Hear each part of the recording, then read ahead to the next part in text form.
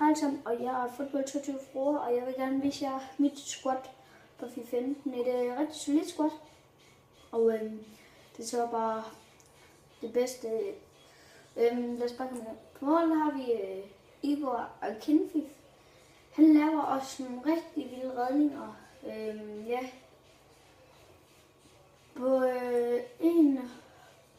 På en af sandbakkerne har vi Douglas. Douglas er helt klart den bedste forskning for en russisk liga. Sindssygt. Ja, så går jeg bare videre til den anden centerback. Det er Garay. Han er så også fint nok. Bare hans pace, der ikke kan følge med dem så godt, men han er virkelig godt med forsvaret. På højre bak har vi Mario Fernandes. Han er også vild. Pacen den er god. Og forsvar og fysik.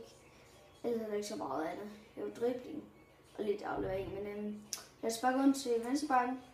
Venstrebakken er den bedste venstreback. Helt klar i FIFA 15. Det er Cristico. Sindssygt. 82 pace, 74 dribling, 77 forsvar, 77 fysik, 72 aflevering, 62 skud.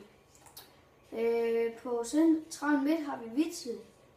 71 hurtighed, 73 skud, 77 aflevering, 80 fysik, 74 forsvar og 83 dribling.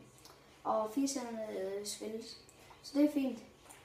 På offensiv har vi Balbuena, som er 86 pace, 73 skud, 80 aflevering, 49 fysik, 33 forsvar og 83 driblinger og 60 svagfod og 4 finder.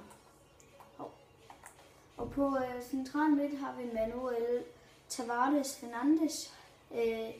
Han er også god. Virkelig god. Jeg har aldrig prøvet ham før.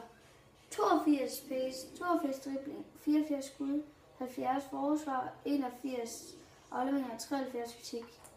På højre wing har vi The Pace Monster Bystrup.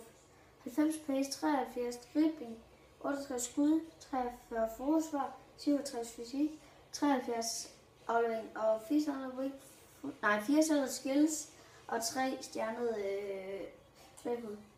På venstre wing har vi Danny, som er 85 pace, 76 skud, 81 aflevering, 84 dribling, 33 forsvar, 56 fysik og 4 stjernede svaghed og finder.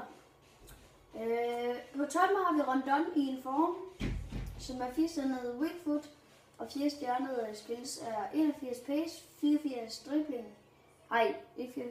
84 skud, 58 aflevering, 76 dribling, 34 forsvar og 82 fysik. Men det var så alt for den her. Vi ses.